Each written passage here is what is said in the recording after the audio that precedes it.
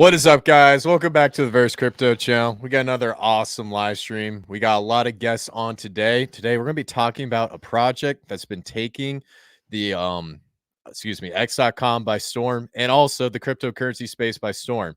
We covered it in the past, and I've also covered briefly on past live streams as well. And the first person I want to bring up to the stage is my homie from across the blockchain, Adam from Vibra Finance. What's up, brother? What's going on, bro? Appreciate you having me.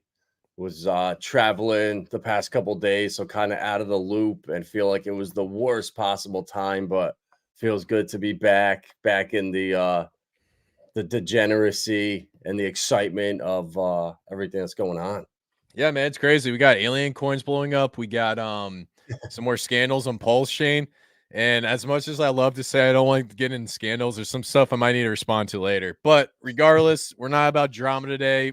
We got a really awesome developer coming on. He's got a project launching on the 28th this month. And as most of you guys know, I love 28 because it is a number of wealth and everybody loves wealth. So I want to bring to the stage the founder of Titan X, my other friend, Jake Sharp. What's up, brother? How you doing, man? What's up, man? I'm excited. I love your channel. It's good.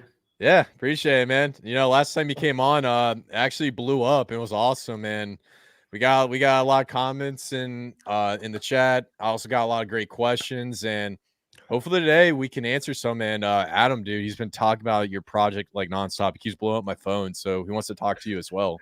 So, Hell yeah. yeah, good stuff. So, since we last talked, how's the marketing efforts for Titan X? I saw you on multiple live streams. I saw you putting stuff out on X.com. You've been making some moves, man. What's been going on? It's been pretty good so far. I think over combined all live streams on YouTube, we have over 15,000 views at this point talking about Titan X. Over 1.1 million impressions on Twitter. So even though not a lot of people are engaging, it's because they're waiting to build their position before they start engaging. So 1.1 million people have seen the tweets about Titan X. That's really good. Tomorrow I'm also going on stream at Crypto Kindness, and then the day after we're launching. And that's when the real fun starts. Because now we're just all hypothetical, kind of circle jerking about it. But if it's live, it's going to be a completely different story.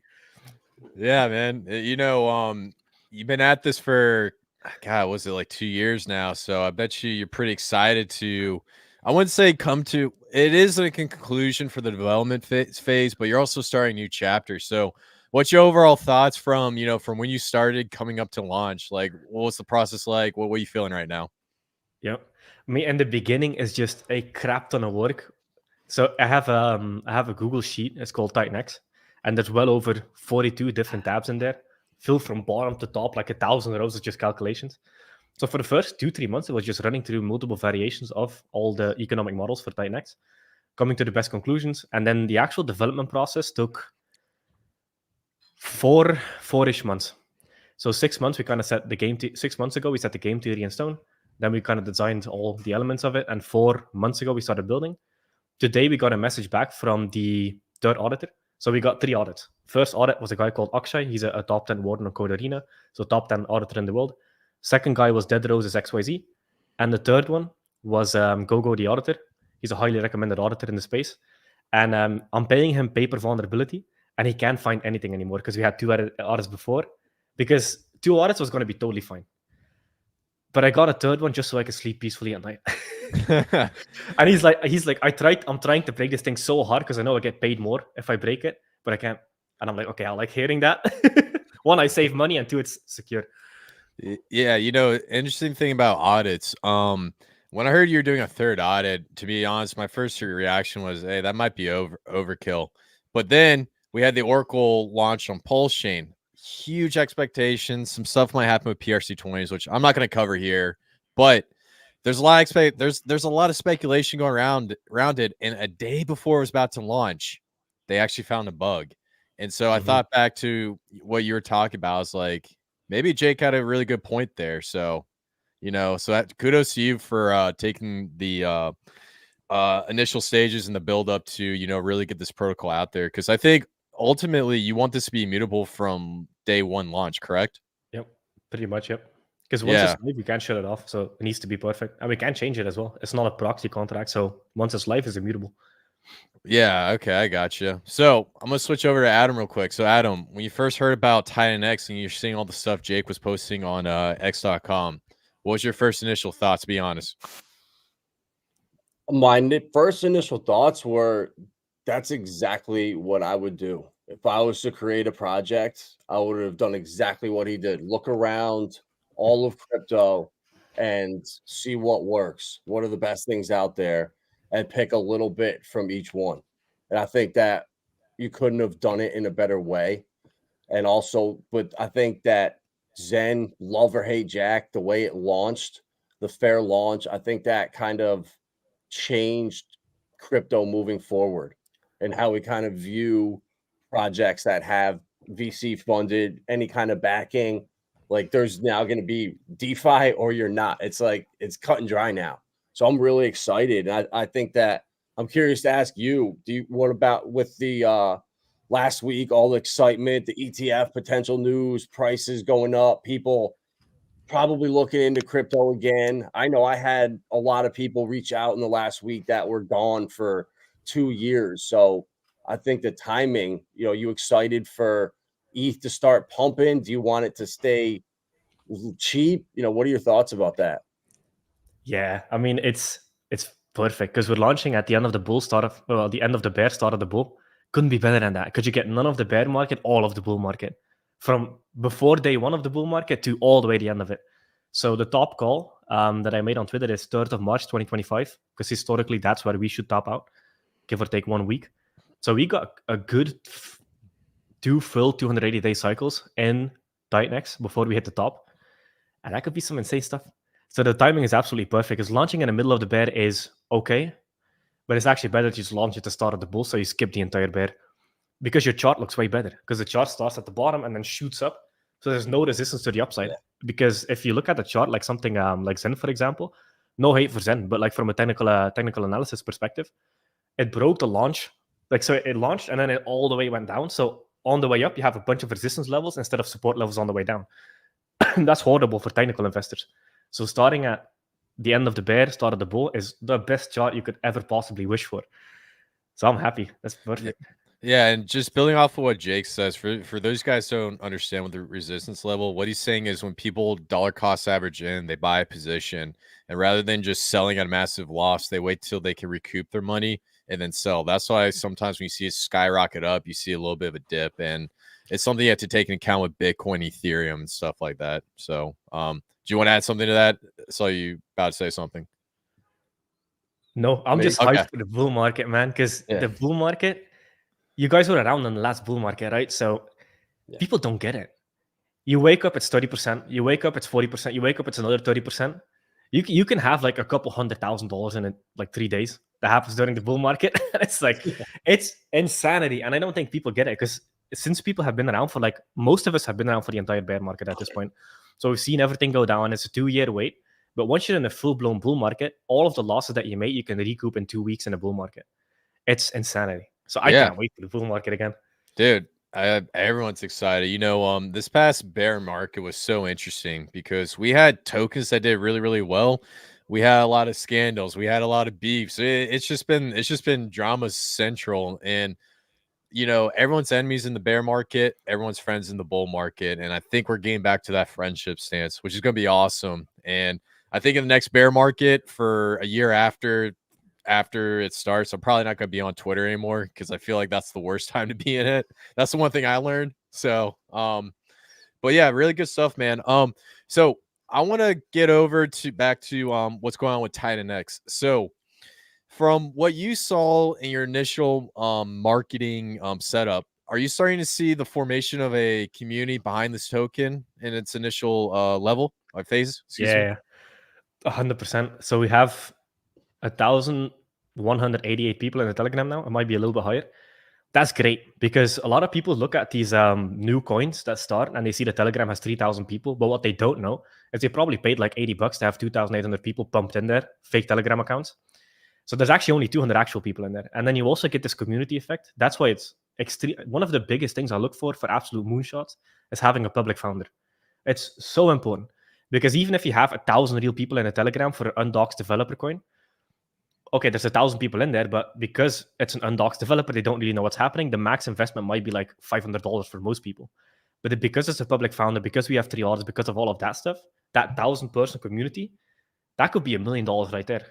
Because there's so much more trust, because my face is out there and I have 2 years of content behind me and 100 of hours. So people can do their actual due diligence instead of just looking at an anime profile picture on Twitter, you know? Yeah. So it's this completely different vibe. And I've seen a community form relatively quickly, which was surprising. Because usually communities form after launch, not before launch. So that even came as a surprise to me. Yeah, you It's know, that was one of my initial assessments when I was doing some backtrack research on everything going on was your community formed extremely early. And also, you got some big names to mention Titan X, regardless if it's good or bad. Any publicity is great publicity, in my opinion. If most of you guys who follow me, you guys probably know that based off all the stuff I do. But we had Trayvon say something about you. We had Jack Levin say something about you. We've had so many prominent names, even on the Pulsechain community. Based off of that alone, I'm like, there's something here, and there's something good being brewed up. We also seen some negativity, which we had a offline conversation about. In my opinion, if you got a lot of backlash behind your protocol, I think that's a huge plus. All the greatest protocols I've seen have had immense backlash, and it happened with Hex. It's happened with Pulsechain. It happened even with Ethereum with the Bitcoin maxis. Jake, what's your thoughts on that? Yeah, I like it because I think communities only become as strong as the resistance they face. So that's why the Hex community became so strong back in the day, because everybody was attacking it, but everybody was making money on it. So you had this like tribe versus tribe mentality instead of it just being another coin. It was like everybody was fighting for their life, which is kind of sad, but it's also fucking amazing for building a community, because then people bond together and they fight the outside forces kind of. So it's actually, if we get more hate, I'll be very happy, because I can just reply with the chart and no text. I can't wait. It's true. Well, you want the hate. You know, I shill coin, not shill, but I do crypto consulting. I talk to people every day about projects, what's going on. And in the last 4 years, the only two projects that got just hatred were Hex and Zen. And when you really look at it, there's a massive interlap between the Zen community and the Hex community. It's almost like people are involved in both, but we'll only talk about one online. And people, I think, so you come in, having a presence here in the Hex community, in the Pulse community, in the Zen community, it's all so intertwined, and people aren't going to necessarily come out and say it, but behind the scenes, they'll do a different story, and their wallets will completely speak a different language than their social media accounts. 100%. I think most of us kind of found each other just because we all believe in real DeFi, and this is kind of the only real DeFi corner on the interwebs. Everything else is just mainstream influencers talking about VC coins with admin keys and just getting all of their users wrecked on Celsius and BlockFi. I feel like we all kind of bonded on this idea of real DeFi, and then you end up in this weird niche community on the interwebs where we all ended up at this crypto real DeFi community, and it's going to get massive in the bull run. Yeah, and I love how you brought up VC funds because this is a hot topic, especially what we see with pdai and atropa. The reason why people like Pulsechain right now is because no VC fund, closest thing you're gonna get to fair launch, and everyone's just being degenerates and just doing whatever. And I'm all about it, man. I'm having fun. But also we saw Arbitrum dumping VC funded tokens being dumped. We got Layer 0 coming out. I guarantee you they're gonna be VC funded dumping tokens. I go on x.com. I'll just call it Twitter. I can't differentiate the two. Same. I go on Twitter and I see everyone complaining about this because they're just dumping. So in my opinion, you're rolling out a product in the perfect storm with a very unique scenario.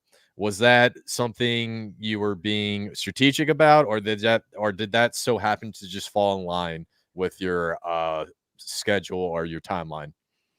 The timeline was timed 100%, but the actual community targeting, not really. I just love talking about this stuff, and then it just so happened to be when I talked about Titan X, those were the type of people that were listening. So it kind of just happened by chance, but the actual timing of the launch of the project, 100%, not by coincidence. Even 28 October Octo is 8, 2 8s is 888, triple fortune. There's a whole lot going on. It's also a full moon. There's a lot of timing behind this.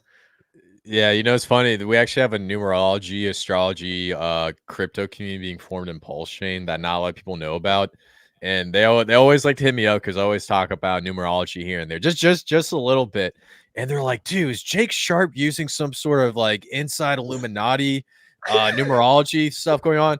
And I'm not gonna lie. I was sitting there. I was like, I should probably say no, but I did troll a few people. I was like, yeah, man, he's definitely part of the cult. I'm just kidding, but I think it's cool that you got a really cool setup. I think the full moon's going to play a really cool place with your project launch, and I'm excited to see it. Now, speaking of your project launch, that's one thing I really want to talk to you about today. So, we have the launch of Titan X this Saturday on the 28th.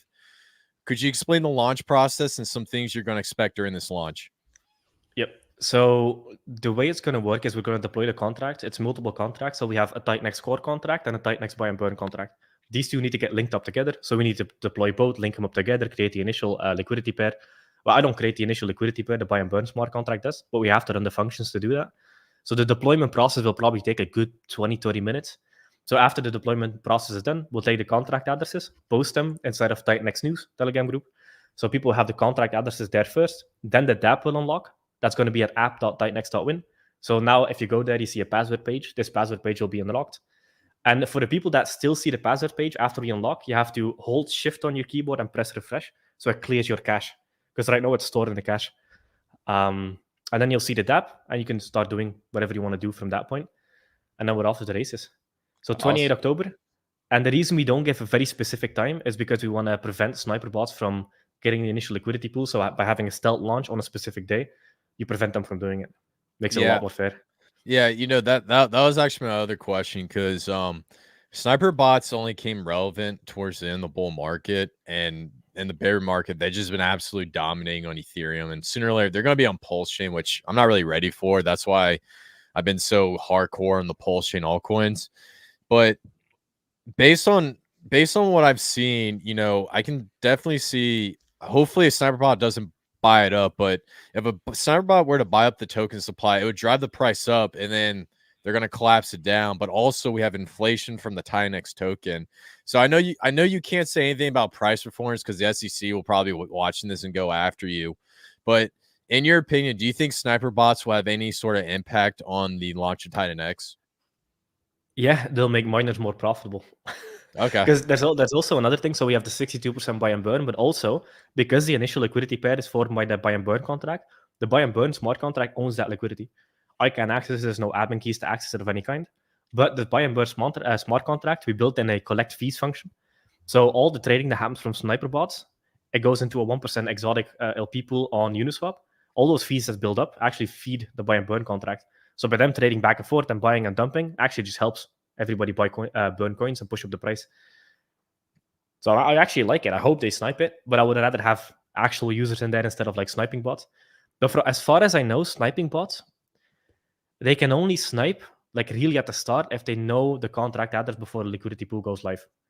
So by not having the contract address and the contract address and the liquidity pool going live roughly at the same time should kind of push them out of the game. Awesome. Yeah, no, that's really great. And yeah, so just moving on. So with the launch of the Titan X, let's say you're a new investor and you're getting into this protocol. From their shoes or from their point of view, how can they prepare for this Titan X launch on Saturday? Have Ethereum ready in your wallet and then save the dApp in your bookmarks, app.titanx.win. So as you can see here, titanx.win, just put app dot in front of it. And then save that in your bookmarks, refresh it as often as you can. And then once it goes live, there's going to be a big blue button called Create Miners. That's all people need to do. If you can click a blue button, you're good. That's pretty much it. It's not going to be super complicated, but that's it. Have Ethereum ready in your wallet and then be ready to create miners because that's by far the best and safest strategy. Okay. Gotcha. Now let's put Adam on the spot. Adam, what's your strategy for Titan X? Now you talked about you want to get in. So I'm definitely going to do a max and then probably a laddered. And then I'm still trying to figure out the staking strategy. Is it worth buying a liquid bag early and staking it? That's the question that I get a lot, I'd say the most is, should I buy a bag too and just hold it and stake it, as well as doing the full miner? So what do you think? Would you, I know you can't recommend anything, but do you think holding a liquid bag could have some potential? If you get in at the start of the liquidity pool, yes, because the price starts low and then gets pushed up pretty much to the moon by the buy and burn. So it starts off with a small liquidity pool at the bottom of the chart and then shoots up. So we have a chart that goes from bottom to top instead of top to bottom. Very important for onboarding. Because if you can get it below a 10x, you'll probably do well buying it. If it's above a 10x, I would just focus on mining and not even buy liquid for staking. But the staking, like you said, a lot of people have the thing where like, I need some Titan-X to be part of these payout pools. So people have a reason to buy it.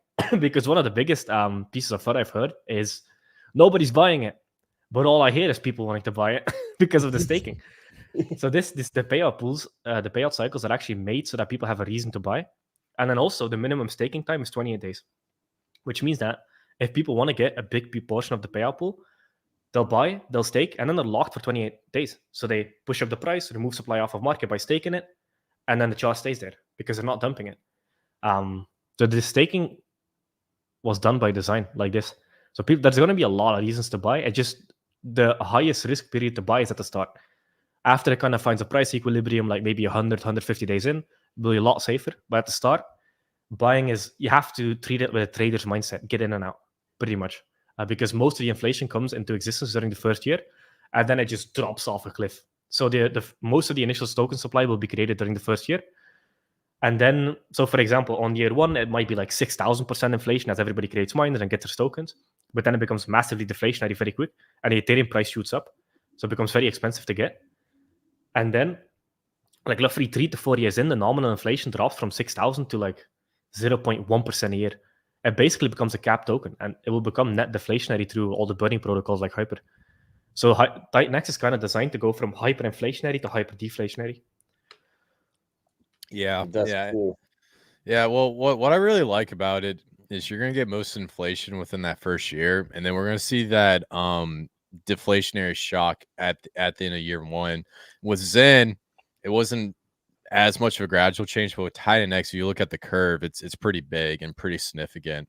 So I like how that's being played out. And as for getting in the beginning, I was trying to conceptually think about this because I came to the same conclusion as Jake, because I feel like it's going to go up and then people are going to take profits or whatnot. So I'm probably going to do my, I got a staking ladder and then a max mint, and then I'm just going to degen and try to get in like right at the beginning.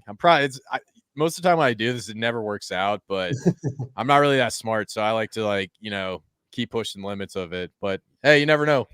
But like I said, man, really, really excited. Now, other thing I wanted to ask you about, when you got Titan-X launch, you already put out a date there. We're going to see some scam tokens come about, and we're going to see some people take advantage of the situation. Do you have any measures in place to keep the community protected by these outside bad actors? Yeah, people just have to wait for the official contract address posted on Titan-X News, my Twitter, the website. Yeah, and then the people who don't use the official contract address are going to learn a hard lesson that everybody has to learn in crypto, where you don't copy paste random contract addresses from random people on the internet. Not a good strategy in general. So yeah, people just have to wait for the official contract address, and that's going to be the one linked to the dApp.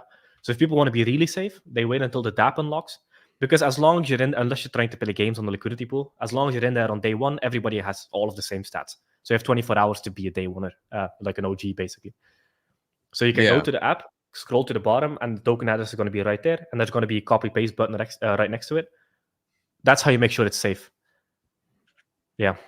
And the other thing, anyone viewing this live stream, the one thing I really want to really emphasize, on the launch day on the 28th, you're going to see a lot of stuff pop up on Dex Screener that say Titan-X with some weird names and capitalization or whatnot. Please be careful, and please don't try to do some weird DJ move where you're going to time the launch of the token, try to buy it, because there's a good chance that you might get yourself in a rug pull. I've seen this happen time and time, and I wouldn't be surprised if something crazy happened this Saturday. So please, with extreme caution, follow the Telegram group, follow the list of instructions, and try not to jump the gun.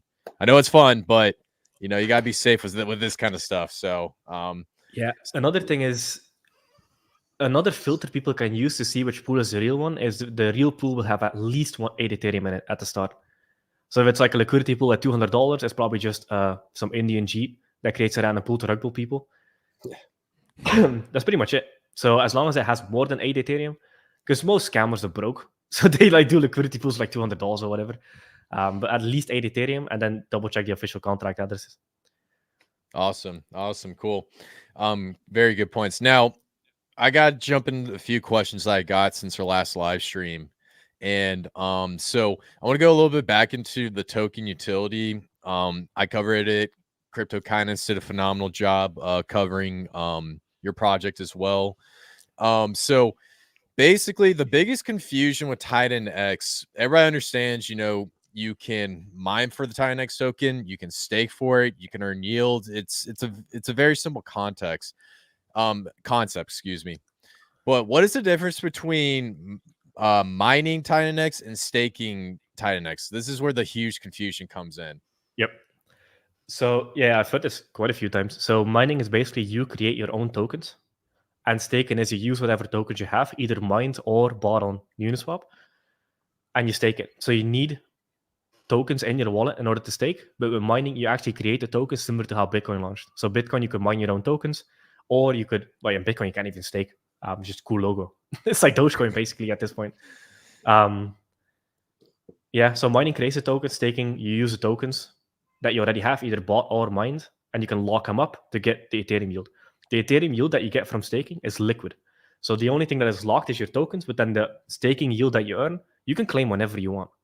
This is amazing. I like that a lot.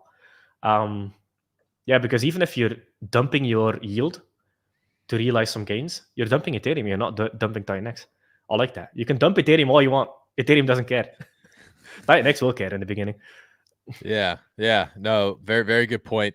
Now for the mining curves and the staking curves, is the rewards going to be similar? Because, you know, when you mine out into the future, the longer you mine, the more you get, correct?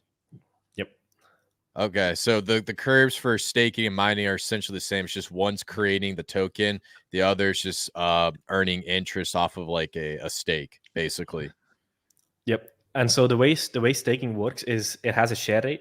So you don't get paid out based on how much Titan X you stake. You get paid out based on how many shares your stake has.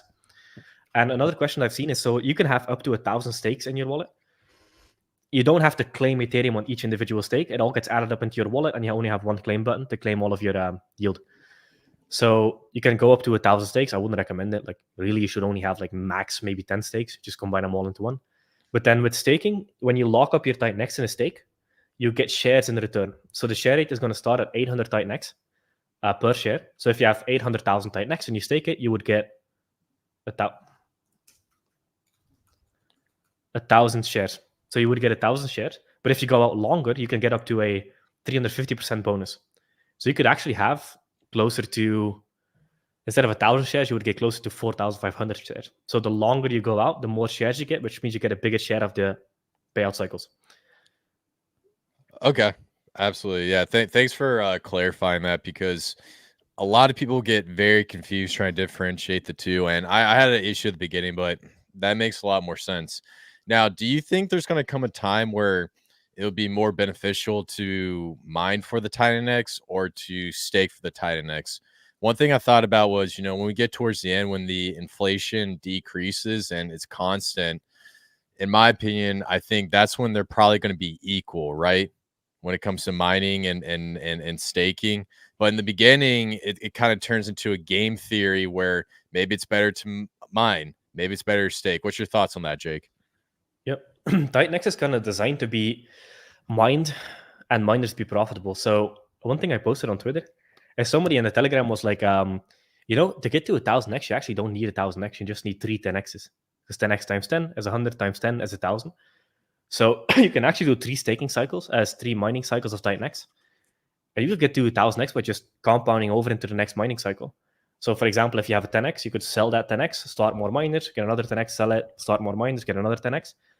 A 10x is not unheard of. Like, we see 10x's all over the place. So if people really want to maximize it, I think mining is the way. but you have to be patient with mining. So people have different time preferences. Traders will probably love the chart because it's going to be relatively predictable with the buy and burn. Well, not super predictable. Like there's some mysterious elements to it as well. But yeah, it depends. If you buy at the start, you definitely need to have a trader's mindset and not a hodl mindset. If you're going to hodl, it's better to just mine your coins because you have a very, very predictable cost basis. But if you buy a market, you could be buying at a 30x premium. Right. Yeah.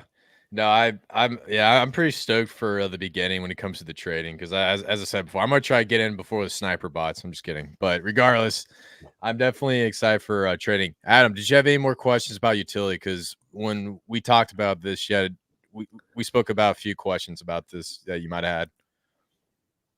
Not. I mean, it's pretty much cleared it up. The staking part against the mining, the strategy, potentially of it, really becoming, I guess, too expensive to not even making sense to buy it and mine at that point. But I really just want to say that I'm talking to people that are new. When they go and they look up coins, they go immediately and they look at the chart. And like for Zen, for example, the chart, if you have any IQ, any brain, you understand it's just a coin you mint and it's inflationary. The chart's supposed to go down and to the right for a long time, but people can't comprehend that. So they see that right away and they're like, oh, scam, I'm done. I'm not getting into it. So the way you're setting this up where it could potentially not have just that violent crash down and then have resistance points coming up, I think that could be huge just for reaching those new people when they just take one quick look at the chart and they see, oh, okay, it didn't drop 99% for 7 straight months. And I think that's a big plus you have going for you because the FUD is real. It's circulating Twitter. There's not that many people here. Everyone that is here has been burned or, their bags are so suppressed. So we need, once new people come in, that's the stuff where they look around right away and they make instant split decisions. And I think looking at Zen and looking at Titan X, which I think people will do, I think they'll lean towards Titan X. Yeah, the chart is massively important. Like a big reason, and this is like Zen is not the only one that had it. Zen is more of an extreme example because it's supposed to inflate at the start. But there's been a bunch of projects, like sacrifice projects, and they launch and they let users set the initial liquidity ratio. And the chart looks like a fucking big L. And I'm like, bro, you guys got millions of dollars and don't even know how to set a liquidity ratio? Like, fucking, it's retarded. Like, people try to fucking suck up to them. It's retarded. They should set the initial liquidity ratio. So the Titan X chart is actually made to start low and then shoot up. And then because of the deflationary elements, so you get less Titan X per day very, very rapidly, and it becomes more expensive as the Ethereum price moves up, but also the cost per miner also goes up. So you get this exponential price floor. So the bottom of the chart, I think the price floor will be the perfect bottom. If you do want to buy, you look at what the miner ROI is on the max miner, and then kind of base your buys off of that, because that's pretty much going to kind of symbolize the bottom of the chart. So because the price floor moves up, it would never, ever, ever break the launch bottom pretty much, because the liquidity also built because of the buy and burn. So it becomes harder and harder to push down, and it becomes harder and harder to get. So the chart should look, if you zoom out over time, like a big exponential curve, pretty much. Yeah. And to build off of what you just said, Jake, how I think about it is Titan X is going to be a multiplier. And I learned a lot about multipliers with atropa because of the LP pools. And I'm not going to get into all the math. It's all boring. But ultimately, some tokens are multipliers for other tokens. And seeing what Titan X is doing, if you're a big Ethereum bull, I think Ethereum's going to do well. I think it probably 10x in this next bull market. It might not do more than that. But if you're big on Ethereum, getting into Titan X might be a great multiplier because, in my opinion, it all goes back to Ethereum. That's how I see it. And whether or not that comes to fruition, we'll see in this upcoming bull market. So I'm really excited about that. So what were your thoughts on that, Jake? Yeah, I agree. It's all based on Ethereum. So, for example, on the white paper, there's a daily update section. If you scroll to the bottom, it says that the cost per Titan X, if the Ethereum price stays the same from launch to end, it pretty much moves up to 55,000x. So on day one, you pay 55,000x less than whatever you pay, 2,628 days in is when all the caps get hit. That's if the Ethereum price stays the same. If Ethereum price is a 10x, now we're talking about 500,000x more expensive. Right. It's all based on ratios. Yeah, wait, where was that again? I'm sorry. You said in the white paper? The daily update, and then scroll to the bottom. Okay. Yeah, and that's not financial advice, it's just a math inside of the protocol, but that's basically how it would work. Oh, okay. That's actually awesome. Phenomenal point. Good stuff. Cool. All right. So moving on. I want to talk a little bit about Ethereum and interoperability with Tinex and this new launchpad utility that you're adding to it. So in your opinion, even though Ethereum is probably one of the most used blockchains, do you think Tinex is going to be at a disadvantage due to gas fees? I think gas fees only matter if you're not making money. Like making money on the coin. So for example, on Hex, when people hit, let's say not a 10,000x, but let's say they hit a 300x, they didn't care about paying $1,000 gas fee at the end of the bull run because they were up 100,000 plus. So gas fees really only matter if you're not profitable, but it will become an issue in the future. So we're definitely looking at launching on Pulsechain and X1, but they need to get sufficient volume. Like I want to see Pulsechain go above 100 million a day at least for a good 2 weeks straight, because then okay, it's a good community move. There's enough volume there; it won't cannibalize the community. Then I'll do it. Same kind of a metric applies to X1. But I think it will get there, because even on like this Pulsechain pump, it was doing 60 million a day in volume for like 3 days.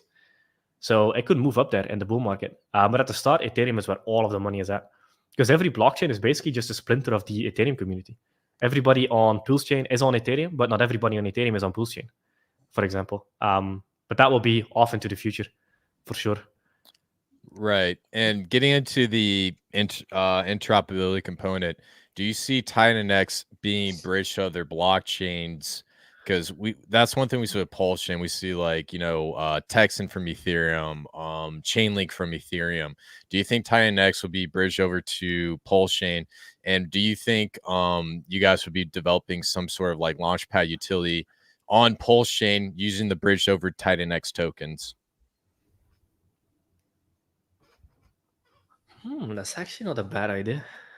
Yeah, because when I was trying to think about this, we're starting to see more tokens go through that bridge, and it has a really good store value component, even though they're meant for other things on Ethereum. And I definitely see the possibility of Tinex being bridged over. And if you don't want to divide up the tokens across blockchains, because that was the biggest downside with Zen. The reason why, actually, Zen's a great project. I want to make that clear before I get attacked. But one of the biggest downside is the economic energy is being divided up. You have 12 tokens, and everyone spread across the entire ecosystem. If you were to have one token coming over to Pulsechain, and then you use that as like launchpad utility on Pulsechain, do you think that's a possibility? That's actually not a bad idea, to be honest. Shit, you made my mind turn.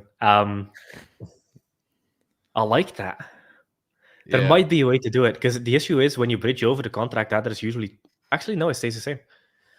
Huh. Yeah. Maybe. And I have to run some game theory on that. Yeah. That's one thing. Run game theory on that. But the other thing is, so we talked about mining and staking, right? So they're basically the same component, but they're two different components under one umbrella. Is it possible to bridge over this Tinex token and then have like a separate staking contract on Pulsechain that uses that bridge token to pay out inflation into the future? I wasn't really sure if that's possible based on the research, and I was curious to hear your thoughts on that, because it might not be possible. But first glance, I don't think it's possible, but maybe that is. I'd have to look into it. Yeah. This is interesting. Yeah. The smart contract would have to exist on Pulsechain as well. Like, one of the issues is you can't easily fork over next to Pulsechain, because Uniswap v3 is hard coded in the buy and burn smart contract. So we have to get multiple audits done on the new buy and burn smart contract that uses PulseX, for example, instead of Uniswap v3. Yeah, I have to look into that. Maybe. Yeah. Yeah. It'll be interesting to see if we have this interoperability component, because the reason why I'm really highlighting on that is, of course, you got layer 0. Chainlink is passing the, I believe it's the CCIP. I know it sounds like the Chinese Communist Party with an I in the middle of it. Kind of sketches me out, but we got the Oracle from Chainlink coming along, and obviously they're going interoperable. We got L1X, another token that not a lot of people are talking about, starting at about a $20 million market cap, just launched on August 31st. I wish it was August 28th, but interoperability is going to be big. We're going to see tokens coming across, and I wouldn't be surprised to see TinyX on Pulsechain and multiple blockchains. So, yeah, we'll just have to see. Adam, you got any thoughts on that? I mean, it just shows you how early we are, and like with everything that's going to be potentially built on top of Titan X, with what Hyper's the first project that's coming out, Hype's and gonna be then big. who knows, like that's gonna these type of things are gonna happen with new ideas after Hyper launches, and it's just one thing after another. And I love the FUD right now, honestly. I think I just looking back on it, the projects that I feel like you're the most excited about, everyone is excited about, they underperform. And it's the stuff that no one saw coming that outperforms the shield stuff. And when you take the best parts of established cryptos out there, I don't see how the price and the charts don't reflect that. So I mean, the best charts in all of crypto are fair launch charts. It's always the VC stuff that does bad. Like even like sacrifices are just a glorified form of a pre-sale. Like pre-sale charts in general don't look bad, don't look good, because even like for example, whatever, I won't name a project, but like if you run a sacrifice, for example, and you have let's say $10 million that goes into it, you start at a $10 million market cap, and the liquidity pool does not reflect it. Like one of the most disgusting things I've seen about these sacrifices. And I'm nothing against the teams, but like they should put a little bit of that money to work at least to build the liquidity. Because like you have these $10 million sacrifice projects, they launch and then they have like $15,000 of liquidity. Yeah. And it's like, what the fuck? You have $10 million sitting there ready to sell. And it's not like 1 to 2 whales because they got it at the bottom. It's everybody holding that price level. So even if like 1% of the sacrifice that dumps, you destroy the chart forever. It's stupid. I hate it. And yes, I would have loved to have like a multi-million-dollar payday by running a sacrifice, but honestly, I'm planning to be in crypto for at least 10 to 20 years, probably forever, to be fair. Yeah. So I think I'll make more money just participating myself with a large chunk of money inside of Titan X. I'll make my money that way, like a user, like everybody else. Yeah, man, you should create a metaverse world, kind of like Ready Player One at the end of this, and we can call it Titan X world or something. And in this little Titan X world, you can have a little digital tattoo on your wrist. I'm just kidding. I don't want to get banned, but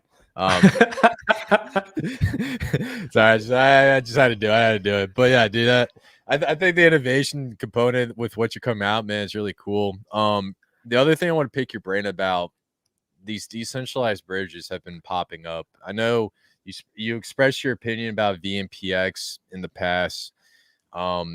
And we also see similar protocols like VMPX, like CryptoLink, where you use a bridged over token to exchange value from blockchain to blockchain. What's your overall thoughts on these decentralized bridges? And do you think there can be some sort of application utility behind the TinyX token or a project launching on top of the TinyX token?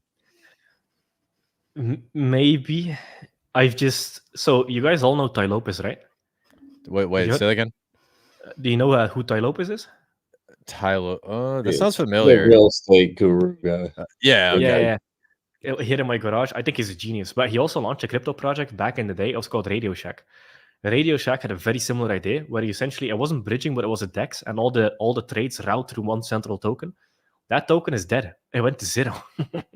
So like I don't think using a token to bridge over, I think, is an incredibly stupid idea. You're better off just locking the token up. And I think the bridges that used to exist, like for example, the Pulsechain bridge is a fork of Omni bridge that was never hacked. It works totally fine. I think having like a central token where all the liquidity routes through is just stupid, because when somebody, like for example, you bridge over one token, then it sells it for that central token, and then it sells it again for the other token. It just creates, I don't know, it would suck for the chart. You would just see spike. would spike like up and then back down to the exact same price. So I don't see these things performing at all in terms of price because Radio Shack pretty much went to zero. I don't know. I like normal bridges. Okay. Pretty Yeah, much. I wanted to get your thoughts on that, and I had no idea he actually launched a project that went down like that. I'm gonna research that. That's very interesting because They had a very similar idea. yeah. Because originally when I saw like the Bitcoin to Ethereum VMPX bridge, I was like, oh my god, that's a great idea. We can get Bitcoin to Ethereum. But when you put it that way, I think there's some caveats behind it. It'll be interesting to see how it plays out. Adam, you get any thoughts on this? Oh, go ahead, Jake. I'm sorry. Yeah, it's just the DEX. The Radio Shack was a DEX. It was a little bit different. The VMPX bridge might be totally fine, but there's just no liquidity there. Like even now, if you look on if you look at VMPX, so $7 million went into minting that thing, and it's currently how much? Has 6 Ethereum in it, so like $10,000 on the Ethereum side. Oh, geez, that's horrible. Yeah. Yeah. Well, does Bitcoin have any sort of other bridge that you can go from the Bitcoin blockchain to Ethereum? That's a good question. I guess isn't that technically kind of like the wrap Bitcoin, or isn't that just like a company that like basically takes the Bitcoin, puts it in their ownership, and then they put out the wrap Bitcoin token? Yeah, I think so. Yeah, there's not any good decentralized bridges from Bitcoin to Ethereum that I know of. Yeah. Yeah, the wrap Bitcoin one, like you said, is just a bunch of counterparty risk because it's not decentralized. It's just like they hold custody and then they mint wrap Bitcoin on the other side. Yeah. Actually, speaking of wrap Bitcoin, I had to bring this up because we love PRC20s and we're degenerates. Wrap Bitcoin copy on Pulsechain is blowing minds right now, dude. Like you gotta check out the price chart a little bit. Richard Heart spoke about it. It went up to like $400 or $500 and then went down because everyone was crying about the PulseX farm. And now it got involved in the atropa ecosystem and it started to make some moves. And so there's a lot of speculation that this wrap Bitcoin copy might hit parity with the wrap Bitcoin copy on the Ethereum blockchain. Jake, what's your thoughts on all that? Here, I'll bring up the chart for you. Yeah, I can see the chart. These PRC20 copies are basically just degen leverage plays. So you can look at them as like meme coins that have a brand. Because like wrap Bitcoin has 550k of liquidity. Yeah. I think the PRC20s are actually going to perform really well this bull market because it's just a pure degen trading play on the brand names. We're the new Binance. Hey, but check this out. So if you come over here to I really hope this works. So there's only 154,000 of these tokens, and a majority of them are locked up in I can't remember the protocol. I think it was like Aave or something. So apparently there's only like half of that still in circulation on Pulsechain. So I don't know, it's pretty crazy times, man, with like what's going on with Pulsechain. So I think it's great branding. It's great publicity to be able to say, oh my God, Bitcoin over here is worth more than the real thing, or whatever PRC20, even if it's Chainlink or Uniswap, just to be able to say, look, over here, it's worth more. I think that's the best marketing campaign to get people over here and to start the ETH migration. I was listening to the mega spaces last week and the ETH bros that were coming over, and it sounded like they're super excited because the sniper bots aren't here, and there's definitely some advantage. So I think that the Titan exit, it's going to get attention to the ETH bros. They're starting to hear about Pulsechain, and I think the longer Richard stays away, they can justify to themselves, all right, I guess we can come over here. Richard has nothing to do with this. It's not like Hex where he's the face of it. And people are weird like that. But I don't think it's his face that's the issue. I think 95% of the supply being controlled by him is the issue. Yeah. We're kind of okay with it because it's Richard Heart, but he doesn't have a history of dumping any of his tokens, which is good. But then still, like that's the biggest thing, man. It is what it is. But Pulsechain in and of itself is a great value proposition. Yeah. I think Pulsechain is great. And also the other crazy thing is he also owns 15% of the pdai in existence. And Adam and I, we talk about this a lot, but not many people realize how much power he has because let's say he decides to sell all that pdai. Guess what's being used as collateral? USDT, USDC, some Ethereum. All that USDT will get dumped to back the pdai peg. And then on top of that, you're going to see a peg destabilization across those stable coins. And then I forgot who it was, like whoever the companies that run Circle and USDT, they're going to jump in and try to stabilize that peg. So he can cause some damage here. I'm not saying he will, but it just puts you in a perspective of the kind of pull he has. Now, speaking of Richard Heart, Jake, I need to get your opinion. What's your opinion on Richard Heart and what's your opinion on Jack Levin? I think they both just stand for real DeFi. Richard Heart is more on the greedy side, which is totally fine. But they both stand for real DeFi, so I think they're both awesome. Jack has a very interesting way of launching tokens that I'm not a fan of. But yeah, they're just real DeFi advocates. I like it a lot. Absolutely. Yeah. All right, cool. So moving on, I want to talk a little bit about projects launching on top of Titan X. Have anyone reached out to you with interest for building on top of Titan X? Yeah, it's actually kind of funny. Somebody built like a Telegram group. It's like t.me/TitanX projects. I have nothing to do with it. I'm not even in it. There's like 50 people in there talking about what they want to build because they're heavily incentivized because there's an 8% fee that people can set when they build their project, so they can essentially build a business on top of TitanX. Now, frankly, I don't really care because the proof of burn function was actually built initially for us and Hyper. So if you're impressed by atropa liquidity pairing, just wait until you see what Hyper does. Like, atropa is child's play compared to what Hyper and Titan will do. I'm excited for that. I am. I'm definitely excited. And believe it or not, I'm not gonna say what it is on live stream, but I have an idea. I have a really great idea for a project for that could be built on top of Titan X. But we'll talk about that offline. I just want to say I got an idea. I'm curious to get your thoughts offline. Yep.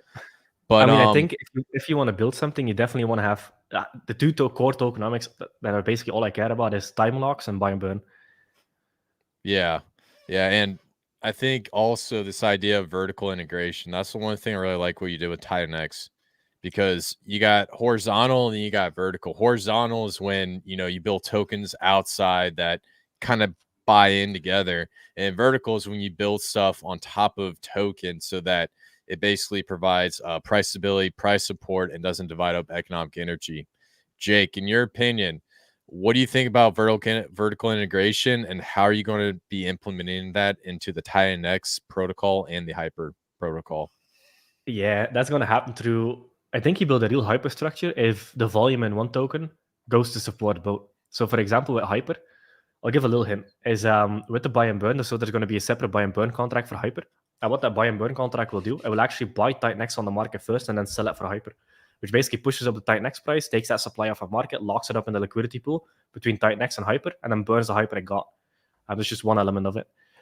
But that's how you make it so that all of the volume on that token pushes both up, and then the liquidity pool becomes so big where, one, it removes the supply for Titan X because people are going to be, I call it transforming instead of burning, because you're just transforming your economic energy. But that creates a liquidity pool so big that it's even going to be hard to close the arbitrage. So a lot of the supply is going to burn to try and close the arbitrage, but as they do that, they push all the prices up. Yeah, interesting. Yeah. And that was the other thing I liked about it, because you see what happens in the market, you see what's working, and you brought something in. Atropa was kind of at the tail end of your development. You come up with this really great project. I know we don't want to get too into it because you're waiting to put it out there, but it's gonna be really interesting to see, the similarities between Atropa and then also how it provides support to the Titan X ecosystem. Adam, you get any thoughts on that? I think you said it perfectly, and I think that we're kind of just comparing Titan X to Zen a little bit. Not saying it's the same, but just where Zen kind of had the idea of stuff being built on top of it to kind of alleviate the inflation. And I don't know where it went wrong, but the divide in the community now, the fighting going on over there, like I don't think it's gone in the path that Jack visualized it. And it lost me. That's for damn. I think going to 12 different chains was kind of too much for me. And then DBZen all over the place, all these different meme coins. I just got lost and I kind of just gave up. And I think that's something to maybe look at and steer a little clear of. And I mean, it was a great idea. It worked, but I don't know where it went wrong exactly. But I think you have the advantage of not making that mistake, or the luxury of not making that mistake, seeing what happened over there and, doing it better. Pretty much, yeah. Yeah, and to build off of what you're saying, Adam, like I do agree. It's all over the place. I think the missing piece with the Zen community is X1, and what I saw with X1 from my research is they're using the gas fees to pay out the developers. Got that from Quantex. They're using this concept of a VMPX bridge. Came from who was that guy you just mentioned, Jake? From a couple years ago. Ty. With the Ty came from Ty, and also something from CryptoLink. But also they're adding this AI component. So in my opinion, I think X1 is taking some interesting components, bringing it all together, having an AI, having a cross-chain interoperable blockchain communication in combination with layer 0. But in my opinion, everything is all over the place until you have X1 bringing back together. So I do agree with you. There's a lot of confusing stuff. The Zen blocks, to be honest with you, it's over my head. I get there's like 3 tokens. I get they're trying to bring up some sort of hash rate, make it like a I guess it's like it's a fair claim proof of work system. I don't know, guys. I'm not going to try to understand it. And people are excited about it, but ultimately I can't wait for it to come back to home and come back to X1 and to really see the ecosystem play out. So I'm not fudding it. I'm just saying that's just my overall thoughts because I get so confused. So I mean, when you look at Jack, like his entire personality type and ethos is just built for something like X1.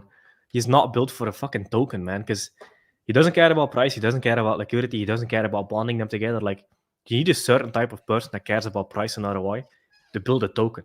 But for a blockchain, you need to be one of these tech dudes. So like Jack is fucking perfect for X1. So I'm actually, because like X1, from what I've gathered, is basically going to be a combination between proof of work for the consensus, and then X1 is basically going to be the EVM layer on top of it. That's very interesting. And then linking Bitcoin together. So I'm a big fan of X1. But yeah, if you don't care about price and ROI, don't start a token. If you care about tech, start a blockchain. Like, it's really that simple. Yeah.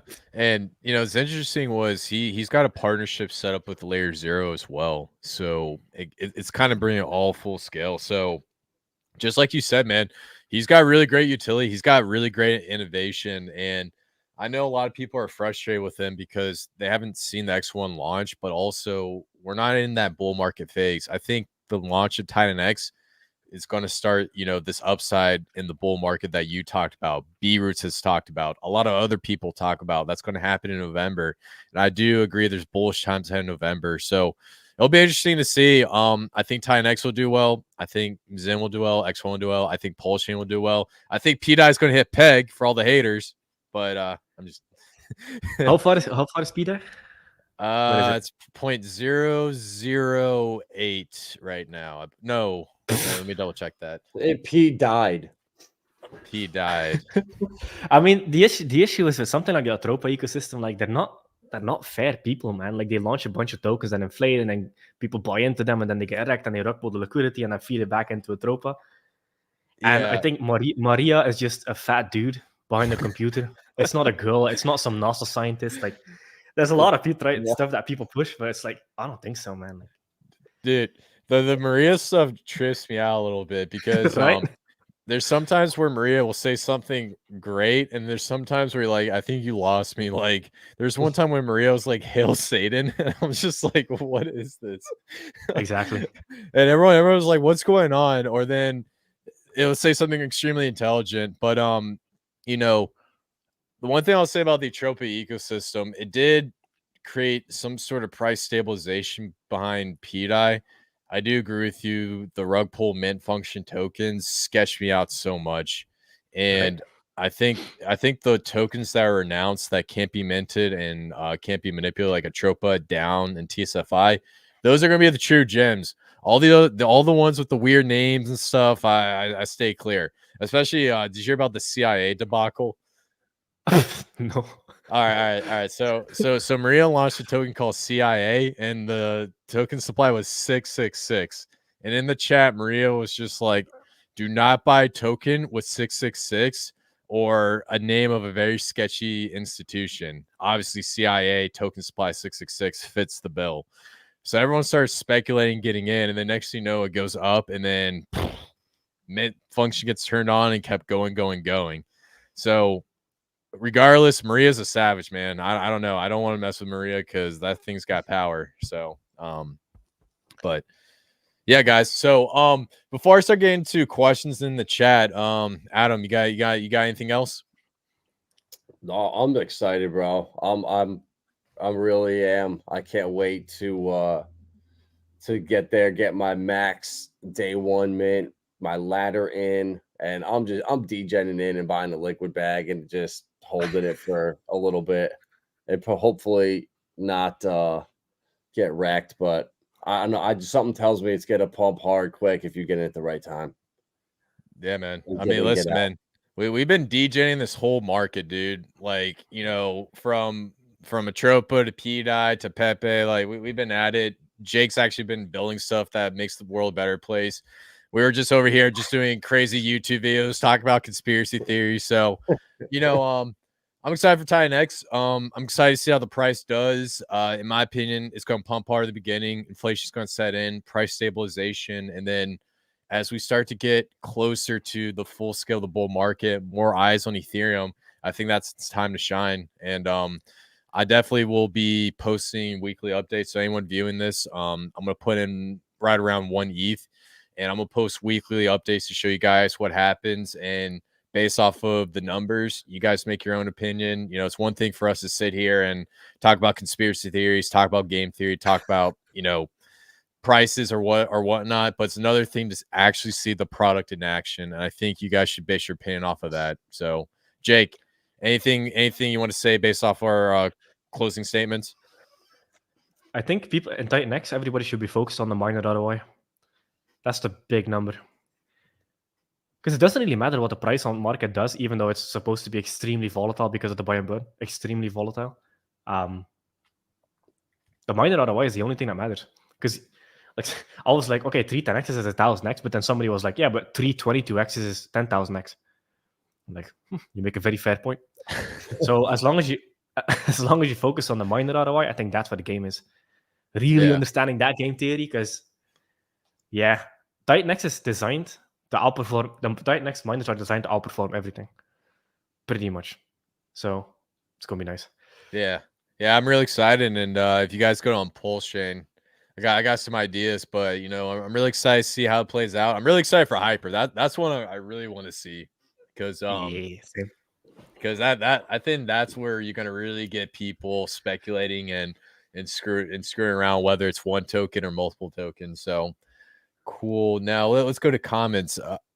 Shout out to Damien, dude. Damien's been following me since day one. Really great dude. Big in the Zen ecosystem. Loves the Jack Levin products and all. So it's good to see you, my man. Evil Poe, if you want to check out TinyX, go to Jake's name. It's tinyx.win. If you want to get more information, we also have a past live stream with all sorts of information. And Crypto Kindness talked to Jake about this. And who's the other streamer I forgot to shout out that you talked to recently on Sunday? Bitcoin Benito and Smooth and Crypto. Yeah, and those two as well. I heard they did a really great job as well. Mindful said a super innovation in time deposit technology. Awesome. Mobius, hello. I know Mobius, big with the Texan token. So Adrianos, I don't know if I pronounced that correctly.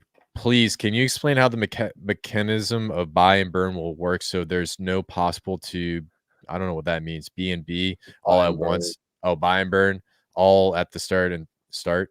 Jake, what's your thoughts on this? Yeah, someone in the comments. Yeah, Crypto Kindness obviously as well. So the buy and burn, we're scaling out the buy and burn. So we'll buy a hell of a lot to create the initial chart, but then over a certain point, it's only buying like 10,000 TinyX for like 1 Ethereum, which is extremely bad because then the price will just big spike, which we don't want. This is not a pump and dump. So we want to build a healthy market inside of Titanx, where people feel incredibly comfortable mining and they see the long-term vision of it. So the buy and burn is actually designed to scale over time and scale up the amount of Ethereum it buys and burns as the liquidity pool gets bigger and bigger, and most of the supply starts coming out. So people are going to have to watch the chain to see what the buy and burn smart contract does, but it's made unpredictable for a reason, because if you make it predictable, big whales will just watch the chain and just dump into it and destroy the entire purpose. So you want to add some unpredictability into it. Yeah, but the buy and burn basically scales. So it buys a lot at the start, then it kind of slows down, builds a healthy market. It will still buy and burn every day, and then everything fucking unleashes during the bull run. Okay. Pretty much. Gotcha. Okay, so another question. I think this could be hard to answer, but basically, what's the initial price of Titan X? I was running some. I was deploying the contracts locally, and right now it's 0.60 is 145 because the Ethereum price pumped a little bit. So 0.60 is 145 as the initial liquidity pool. Okay, gotcha. Actually, I'm gonna make sure I write that down later. That's a very important piece of information. So we're going to send the gas fees to the moon Saturday. So do you think with the Titan X launch, we're going to get crazy gas fees like we saw with VMPX and Ethereum? That's actually a really good question. If everybody spams batch miners and claims like 100 miners at a time, which is like 20 Ethereum per 100 miners, you can do up to 100 miners. You can also do like 12 or whatever. But you can do up to 101 batch mine transaction to create 100 single miners in one transaction. That might push up the price a little bit. So if we're like at, let's say, 12 Gwei, if everybody starts running the batch mine, like if fucking big whales want to get in, it might shoot up to like 28, 32 and then cool off it, because it requires a lot of Ethereum. So unless they have unlimited ammo to start coming in, it will cool down very quickly. But it's not based on gas, so it shouldn't spike gas that much. Maybe for like 5 minutes or whatever. Yeah, it's not like a free claim. So I think, people are putting skin in the game. So I don't think it's going to really impact gas prices, because I remember the Zen Mints and the VMPX claim, people were just spamming crazy. So and then we got 24 hours, right, until the rate change. So even if it is crazy, I'm sure you can wait till later at night or give it. So there'll be always that window of your local time where gas is typically cheaper. True. Very 100%. good point. Good point. All right. Well, another one important thing is the date takeover. So, for example, if the contract launches 1 p.m., for example, UTC, the 24 hours start from that launch hour. So the next day takeover in the contract will be 1 p.m. the next day. So the 24 hours take over after contract launch time, not on UTC midnight or whatever. Gotcha. Okay. Gotcha. Okay, so another good question. After mining, when you claim Titan after, let's say, 288 days, the gas fee still will go to the liquidity pool for buy and burn. How much will it pay during the claim? I'm pretty sure. Go ahead. Sorry. No, go ahead. I'm pretty sure this all depends on, how many people go and they mine for the Tinex token. And so if you have a lot of people, you're going to get a nice little payout. And as for the gas fee, part of that's going to go to the Ethereum validators, and then the fee you paid to mine, that's what's going to get paid out to, those dividend payouts and whatnot. So I don't think you can really accurately predict what that price is going to be. It's just based on usage. Do you agree with that? Yeah, you just pay gas for the Ethereum network pretty much. And also important, the Titanx miner days don't go up. So it's 280 days capped. It doesn't move up. And so it's going to be 280 days max forever. Right. Okay. All right, another one. Question: when you start a mine, will the app indicate the date the mine is complete and ready to process? Yep, 100%. Yeah, there's going to be 3 main mining tabs. Actually, let me pull up the tab. Okay. Because I have contracts deployed here on a hot hat. So,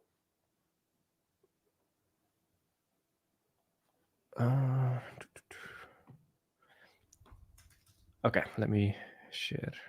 I think you have 7 days before it's completely gone if you don't claim it, right? Yep, exactly. You have a 7-day grace period. We're able to share. Yep. Can you see my screen? Gotcha. Okay, so for example, here you see you have 3 different tabs. So I have some active miners here on local hard hat. So this is basically what you'll see. You'll see your T rank, length, start day, end day, power, estimated tight next at the end of your miner, T rank bonuses, the cost in Ethereum, the value, the ROI, the progress. There's going to be shareable cards that you can share on social media. Then here you can see how much tight next you get at the end of your miner. So for example, if you do 100 days, you'll see, okay, you get 784 million. ROI changes as well, as you can see. And so the question was here. So here you can see active miners. So these are the ones that are actively running. Once they become claimable, you'll see them here. And you also have a batch claim function where you can actually just batch claim up to 100 at a time in one single transaction. Saves you like 20, 25% in gas if you would do 100 transactions separately. So you can batch claim them. But this is where all the claimable miners will show up. And then all of your ended miners will be over here. Gotcha. I really like the setup you guys did. It's very easy to understand and a couple buttons you got to click, so it doesn't. There's It's not too clean, much of a too. learning gap, and yeah, I like the color setup, dude. It's pretty cool, and the numbers. People were calling me not a developer. Guess who developed this dApp? It was me. So It happens, man. All right, yeah. cool. So next thing, will the year of the drag have any particular impact on TINX and crypto in general? All right, well, Oh hell yeah. yeah. Jake, I'll let you go first, and I'll talk about what the year of the dragon symbolizes. But Yeah, but you're good at this numerology stuff, man. Seriously, I like listening to you when you talk about numerology. Okay, so go ahead. Yeah, so basically it's 2024. Why do you think Twitter was changed over to x.com? It's the 24th letter in the alphabet, so 24. That's why we have tied in X, the little X there. The number 24 and the X symbolizes a currency reset. So what's going to be interesting this year is dollars going down in I guess dominance, and there's a good chance that, you know, whether it's the Federal Reserve or some centralized bank is going to try bring out something to replace the current dollar. And so what we're going to start to see in the year of the dragon is a currency reset. In the last year of the dragon, we had another currency reset, and then the year before that we had one where Nixon took us off the gold standard. Before that, we had the Northwoods Agreement up in New Hampshire, where the US dollar was able to be exchanged for oil and made it the global reserve currency.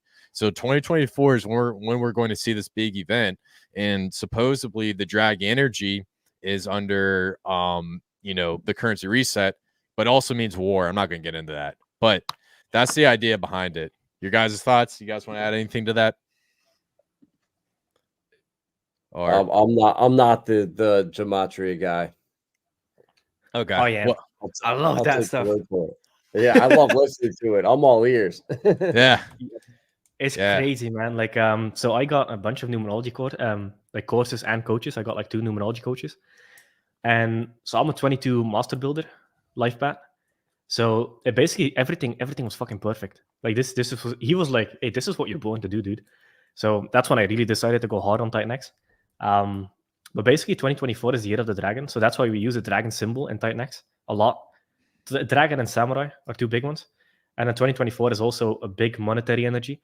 And basically everybody gets born under a certain energy, and certain entities do well under certain energies. So every 12 years you have your energy comes up, and then you have enemy years. Usually, like for example, since Titan X will resemble the X and the dragon, there's going to be enemy years to it, but Titan X will not do well. That usually happens every 6 years. I have to look up the enemy signs, and usually you don't do well during that energy. You can use this for a lot. So, for example, Bitcoin, if you look at the founding year of Bitcoin, if Bitcoin is under the enemy energy, it would probably not do well. Same thing with Ethereum. So there's a lot. Like numerology you can use for a lot. The country you are in is also founded on a certain year. So if your enemy year is the year that the company the country was founded, is that your enemy year? You should not live in that country, because you're gonna have a hell of a time, like literal hell. Also, same thing when your house is built, when your apartment is built, when all of this stuff gets imbued with energy. Like when you get born, you also get imbued with energy based on what sign you're born under, etc., etc. And everybody has their enemy years. It's kind of like I love listening to GG33, and he basically says everybody has to be kept in check before they get too powerful. That's why enemy signs kind of exist. So 2024 is the year of the dragon, and 2024 is also the year of the X, which is why we symbolize Titan X and also use the dragon symbol. Yeah, this whole gematria, astrology, and numerology stuff, that's like normal people don't care about it, but you can bet your ass the elite care about it. Yeah, you know, the greatest saying is millionaires don't study numerology and gematria and astrology, but billionaires do. That's why I'm so obsessed with it. And you know, you brought up a lot of really great points because you know America was founded in the year of the monkey, last presidential election. We're not gonna get too much in that because I know we'll get shadow banned, but Exactly. the last election was in the I think was it the year of the tiger? Yeah, it was the year of the tiger, I believe. And America was in its enemy year, so it didn't do so well. Or was it the year after? I'm not really sure. Jake, you gotta guess. What do you think my life path is? 33. No, I wish. No, it's 28. No? It's 28. 28. Ah, nice, dude. I thought you were Yeah. 33 for some reason. I think I read it somewhere. Yeah, and then Nice. Adam's a 5. So so just full disclaimer. You know, Adam, yeah, 5 is a number of attractiveness. So Adam has that like jawline, you know? He has a good one. Yeah, he should have been a Victoria's Secret model. Oh, God. I'm just kidding. All right. Let's keep it moving. Launched this Saturday was at 12 p.m. UTC. Well, actually, wait, no, we're not going to announce the time. It's anonymous. No one knows. We got to. All right. Well, that's one time you can't do it now since I just said that. So, Damien, also Crypto Kindness, no Jake. I tried to bring Crypto Kindness on. He was busy with stuff. I would love for him to come on. Hopefully, we can set up the stream later in the future. I guarantee he's going to see this live stream because he's doing it on Friday. He's going to try to figure out the stuff we didn't talk about. So, what's up, Crypto Kindness? Good to see you, man. Kindness is awesome, man. He's great at asking like the simple questions, you know?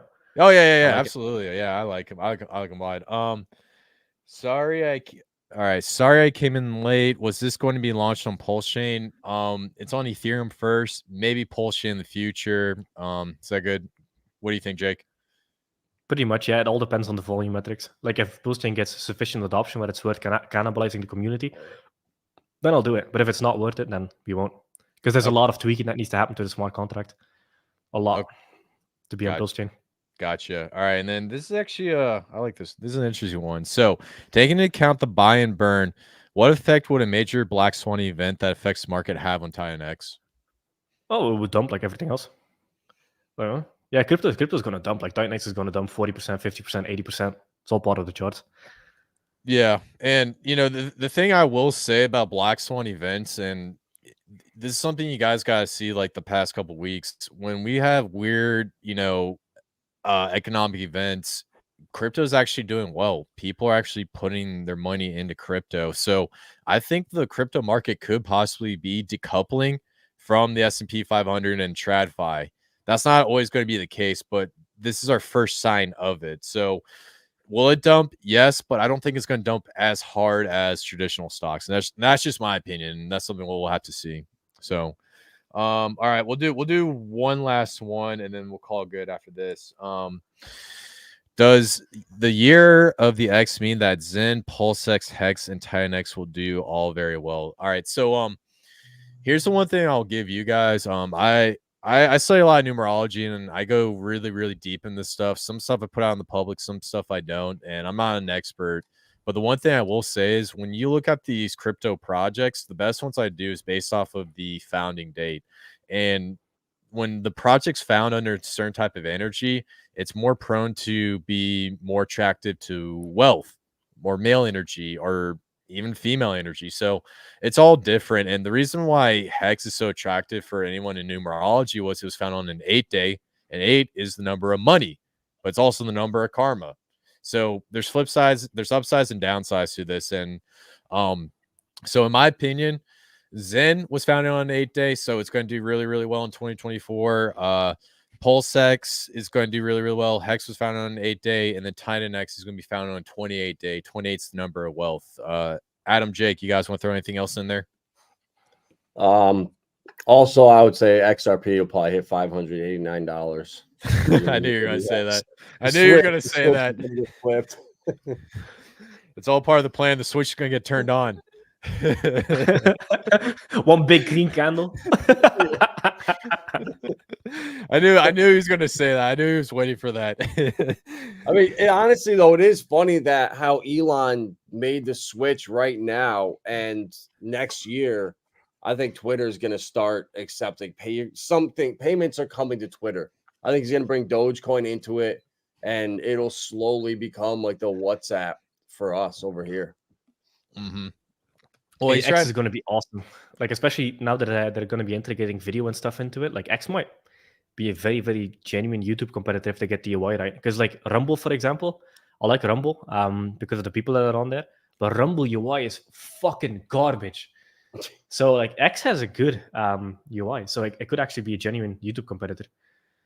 Yeah, and X is like, it's basically becoming the everything platform, and I think the end goal is probably going to be blockchain/AI for them as well. So I'm predicting X will launch its own like blockchain. That's just my prediction. I could be wrong, but I mean, we'll just have to see. But really good points. All right, I'm gonna chill with the rest of the questions because I guarantee you we're gonna swarm of numerology stuff. But like I said,